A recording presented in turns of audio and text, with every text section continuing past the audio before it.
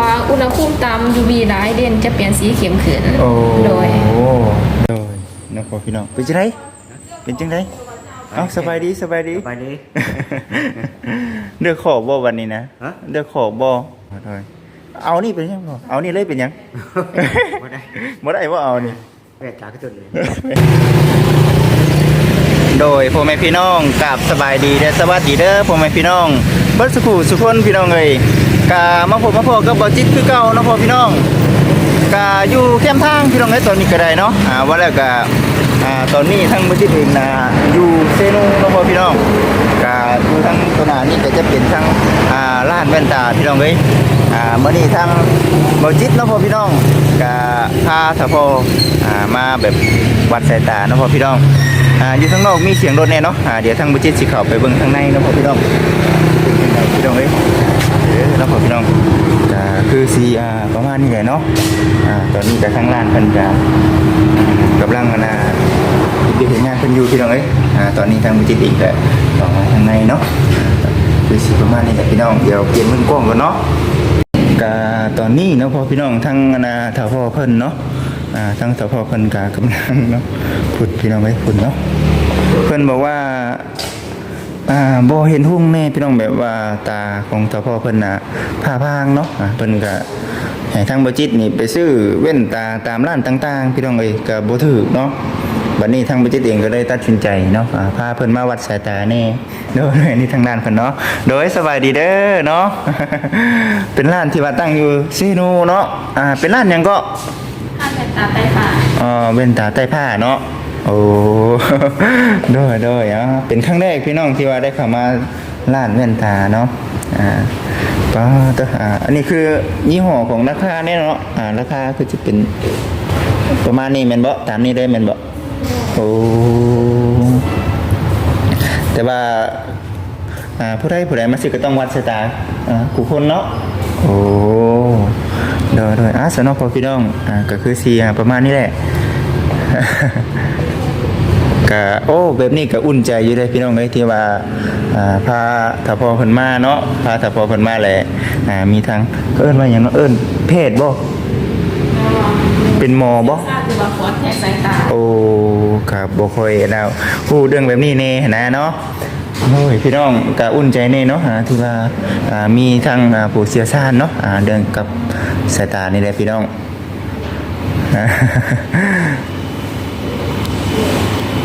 เมื่อเฮือนนี่มีพื้นเว้าอยู่รอบน้องพ่อพี่น้องไงบ่เคยพ่อจักเทื่อบ่ได้แบบนี้เนาะ ก็มากับบ่ค่ำแน่พี่น้องเอ้ยบ่ค่ำมันก็ถ่ายอยู่นอกเนาะก็ทั้งถ้าพ่อเพิ่นก็ให้พาไปตลาดเพิ่นแหละพี่น้องแต่ว่าทางบ่จิตเองก็บ่ฮู้เนาะอยู่ทางร้านแต่ก็เห็นทางผ่านทางมาเนาะผ่านทางมาเห็นทางด้านแว่นตานี่ก็เลยเข้ามาถามเบิ่งพี่น้องเอ้ยว่าเป็นแบบใดแน่เนาะเพิ่นเฮ็ดในใดแน่เนาะก่อนสิเอาแว่นตาให้กับลูกค้าพี่น้องเอ้ย ก็คือสิประมาณนี้แหละเนาะใส่เทดูเกก็มีพี่น้องเอ้ยเนาะถือว่าครบสุดเนาะเห็นทั้งถ้าพ่อเพิ่นจมมานี่ก็หลายมื้อหลายวันนี่แหละพี่น้องทางบ่จิตเองก็คือว่าได้เนาะก็ได้มื้อนี้ก็ได้ตัดสินใจเนาะตัดสินใจพาเพิ่นมาวัดสายตาได้แหละว่าเคยซื้อแว่นตาเนาะอยู่ข้างนอกบ่แล้วก็ถามอายุอันนี้พี่น้องเอ้ยถามอายุว่าอายุประมาณนั้นเนาะว่าใส่ประมาณนี้สิได้บ่พอซื้อมาใส่พี่น้องบ่ได้เนาะ ก็เลยเอาจำเป็นก็เลยมาวัดเลยแหละพี่น้องเอ้ยมาเทกเลยแหละเนาะ อ๋อตัวถือว่าคักเนาะพี่น้องอันนี้จะเป็นทางเว้นตาภายยิ่งนั่นนี่เนาะ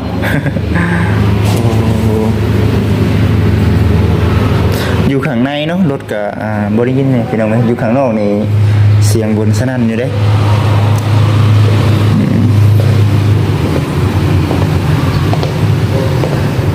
ยังเนาะ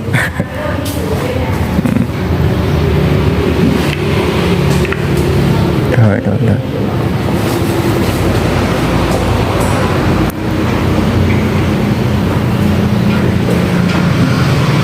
โอ้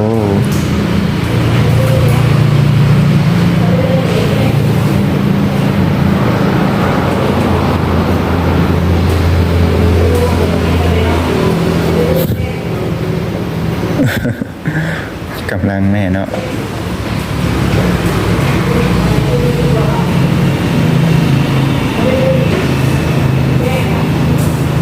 กำลังพี่น้องเอ้ยแบบนี้เนาะพระเจ้าเฮ็ดพี่น้องบ่ได้เคยมาจักเทื่อบ่จิตก็ได้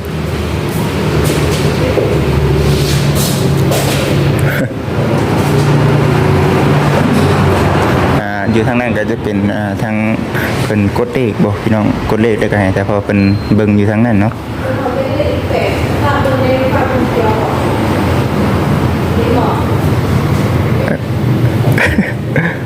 เพราะว่าปกติตาของเจ้าพ่อเพิ่นแจ้งๆในพี่น้องเอ้ยก็มาเป็นว่างสำใดสำนึงนี่แหละหลายๆคนก็โอ้ว่าอายุสำนี้ก็ยังหูตาก็ยังใสอยู่เนาะว่าแต่ว่าพอมาสักพักหนึ่งแหละก็เลยแบบแปลกๆพี่น้องเอ้ยแต่พอเพิ่นบอกว่าช่วงนี้คือสายหูสายตานี่บ่ไหวแล้วเพิ่นว่าเนาะมันแบบผ้าพางจังไหนจังนึงพี่น้องเพิ่นว่า ก็คือว่าเลยเนาะอายุก็70ปลายปีแล้วพี่น้องก็เลยเป็นครั้งแรกเนาะครั้งแรกของถ้าพ่อเพิ่นที่ว่าพามา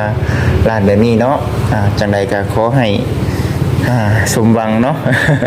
เช่นเดียวน้องพ่อพี่น้องเนาะหูตาโบแจ้งโบกวยนี่ก็ถือว่าการเห็นยังก็ลำบากแน่เนาะจริงๆก็คือว่าแหละมาดอมนี้ก็ขอให้เป็นไปตามจุดประสงค์ของเจ้าพ่อเพิ่นที่ว่าอยากเห็นแจ้งเนาะพ่อพี่น้องเดี๋ยวสิถามเบิ่งความรู้สึกของเจ้าพ่อเพิ่นเนาะว่าทางผู้เชี่ยวชาญเพิ่นพาไปวัดสายตาแล้วเนาะสิเป็นจังไดพี่น้องเอ้ย แต่สำหรับมื้อนี้ก็คือว่าได้เนาะเบิ่งเนาะพ่อพี่น้องเอาไปฝากบ่ตาก็บ่แสนบ่สักงั้นเนาะพ่อพี่น้องเนาะ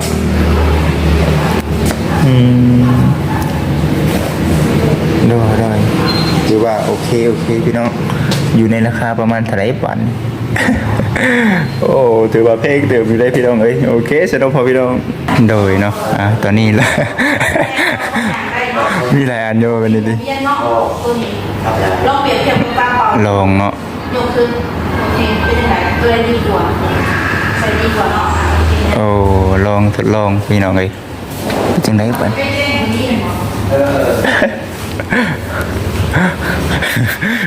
ขอ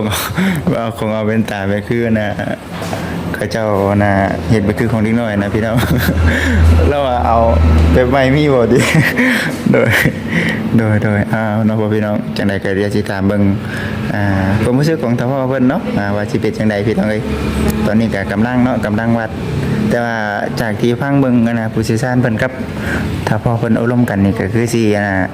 คือสิได้อยู่ดอกเนาะเบิ่งนี่เนาะ เลยมาเลยเดิน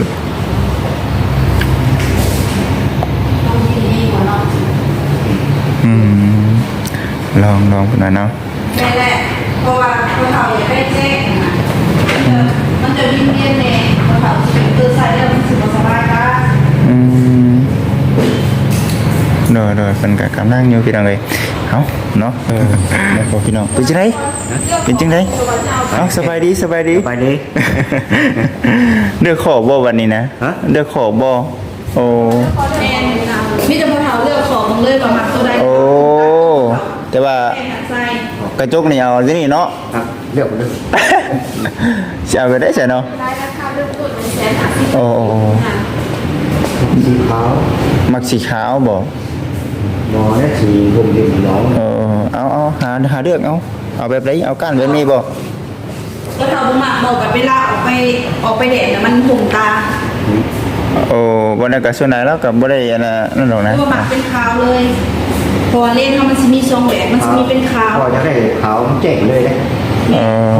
เด็กยัง ก็มาแบบเวลาเขาออกไปมันจะเป็นแบบที่ของลูกใส่เนาะ อ๋อนี่คือของเราดิ เวลาเขาใส่ยูผมนี่มันก็จะเป็นขาวแบบนี้แต่เวลาพอออกแดดนะมันก็สิปั๊บออโต้แล้วมันสิเห็นพอหุ่มตาแล้วก็บนเหลืองตาแต่ว่าความแจ้งยังก็ยังเห็นคือเก่า นี่คือแบบของเพิ่นนี่มากอยู่บ่คือแบบของเพิ่นนี่นี่คือแบบอยู่น้ำเพิ่นน่ะนะมากอยู่ เว บ่ ลายูผมมันก็นี่แหละขาวคือคนเขาเห็นเนี่ยขาวเวลาเขาออกไปแดดนี่มันปั๊บ เวลามันถือแดดเดี๋ยวมันเปิดถือสิครับ โอ้ได้ แต่ความแจ้งความยังค่ะ คือเก่าก็ขึ้นก็อีหยังหาพวกเขาใส่ก็เป็นขาวยังคือเก่าตัวเมืองเขาออกแดดมันถึงปรับสีให้เฮาแต่มันเสียให้พวกเขาห่มได้คือ โอ้โหโดยเอานี่เป็นยังบ่เอานี่เลยเป็นยัง บ่ได้ บ่ได้บ่เอานี่ แปดจากระตุนเลย เป็นตากระตุ้น เวลาพวกเขาออกไปนอกมันสิเห็นพวกเขาห่มได้ค่ะเป็นแบบนี้นะ เอาขายใหญ่เลย มี เพ บ่ ราะว่าค้าแบบนี้บอก ขายใหญ่ ขาใหญ่อยังไงขาใหญ่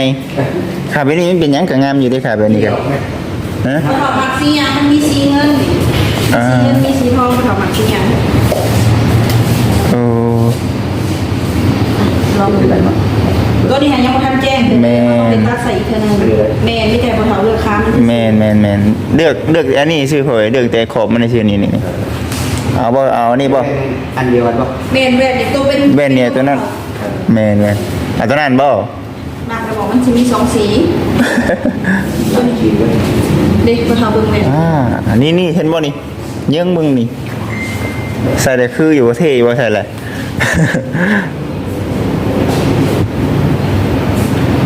มันมี2สีหมักบด โอ้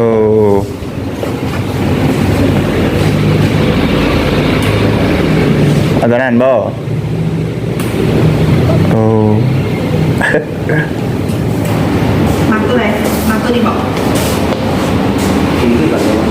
คือ เงินกับทอง อ๋อ โซนนี้เป็นสีขาว สีขาว แม่นกำลังอยู่เนาะเลือกดีๆเด้อเนาะ แต่ตัวนี้บ่มันเด็ดลงเป็นสี ตัวนี้คามันภูเขาเลย ขาเลือกขาชื่อข่อยเลือกขาชื่อเลือกแต่อันนี้ชื่อหั่นนะเลือกเพิ่นน่ะตัดให้น้ำหนังหั่นนะ เล่นหาพอเท่าเลือกตัวนี้ได้ แม่น เปลี่ยนเล่นตัวนี้ แม่น วันนึง อ๋อ ประมาณ30 นาทีก็ได้ นั่นแหละตอนนั้นแหละคือเลยฮะโอเคเอาตอนนั้นเด้อเนาะ โดย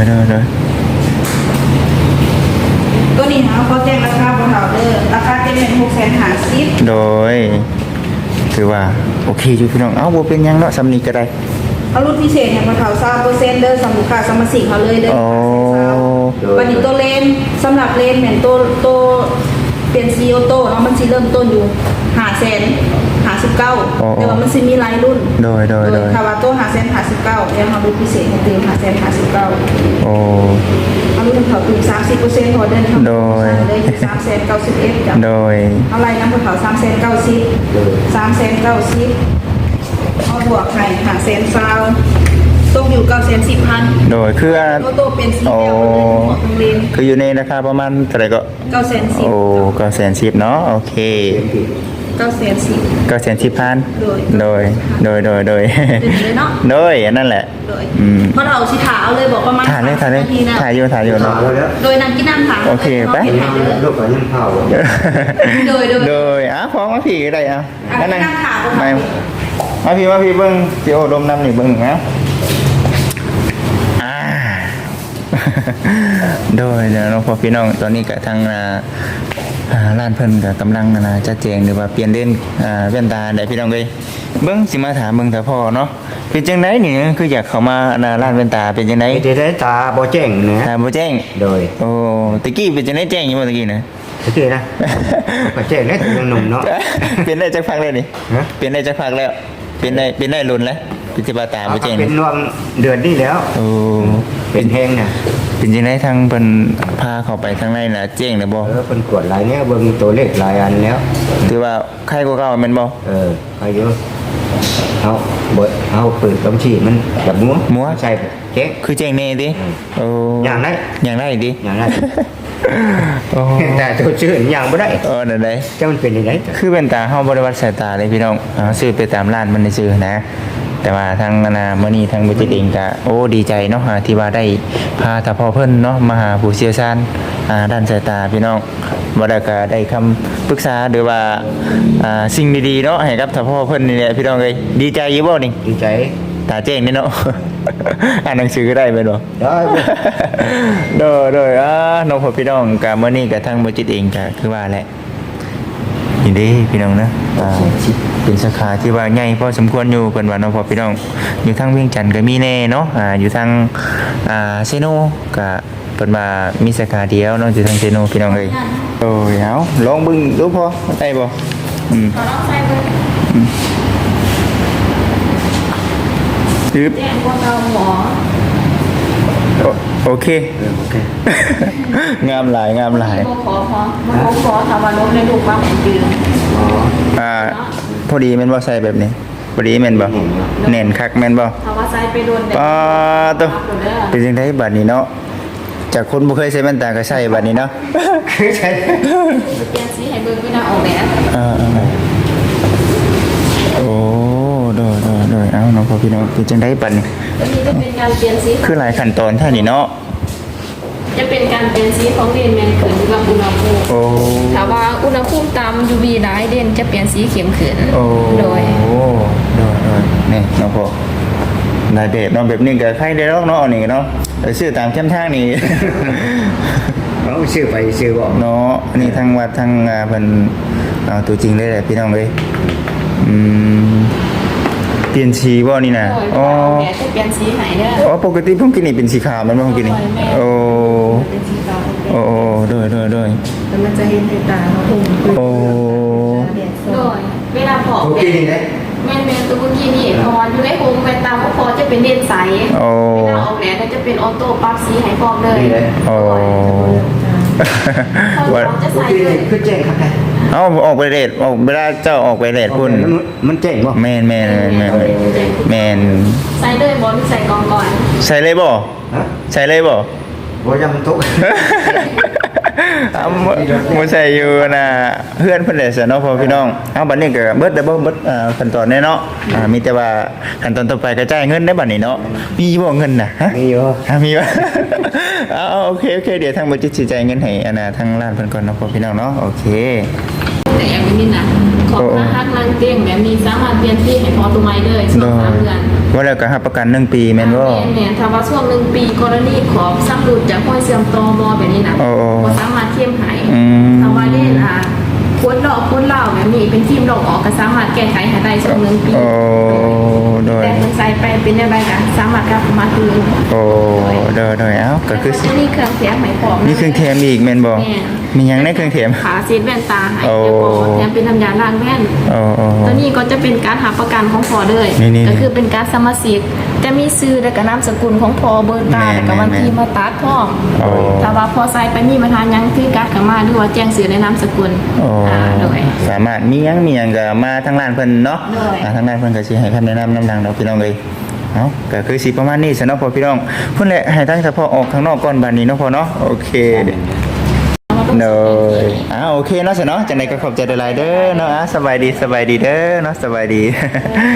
โอเคเนาะพ่อพี่น้องก็คือสิได้พาแต่พอเพิ่นเมื่อเด้อบัดนี้ก็ได้เนาะไล่แว่นตาแจ้งตาใสแล้วพี่น้อง โดยขอบใจหลายๆเด้อเนาะสบายดี โดยเนาะน้องพ่อพี่น้องก็คือสิประมาณนี้เนาะพ่อพี่น้อง อันนี้คือจะเป็นทางร้านเพิ่นเนาะร้านเพิ่นก็จะอยู่แว่นตาเนาะใต้ผ้าพี่น้องเอ้ยอันนี้คือจะเป็นทางร้านเพิ่นเนาะตั้งอยู่ทางเซโนนี่แหละพี่น้องเอ้ยก็คือสิประมาณนี้เนาะพ่อพี่น้องเอาพ่อเป็นจังไดเอาบ่ครับสบายดี สบายดีเนาะเป็นจังไดดีใจอยู่บ่ ใจได้เป็นตาแจ้งได้ไหม โอ้ ดีใจน้อย สิเอาแต่นี่เนาะแว่นตาโอเคก็คือสิประมาณนี้เนาะพ่อพี่น้องโอเคพ่อสบายดีดูเลยสบายดีร้านเนี่ยสบายดีเอาว่าครับสบายดีพ่อแม่พี่น้องก็คือสิประมาณนี้เด้อเนาะสำหรับคลิปนี้ทางบัจิตเองก็คือสิได้ขอตัวจบคลิปพี่น้องเอ้ยขอบคุณพ่อแม่พี่น้องเบิดสุขคนที่เข้ามาติดตามเนาะขอให้พ่อแม่พี่น้องเบิดสุขคนอยู่ดีมีเฮงเด้อเนาะทางนี้ทางบัจิตเองเนาะพ่อพี่น้องขอกล่าวคำว่าสบายดี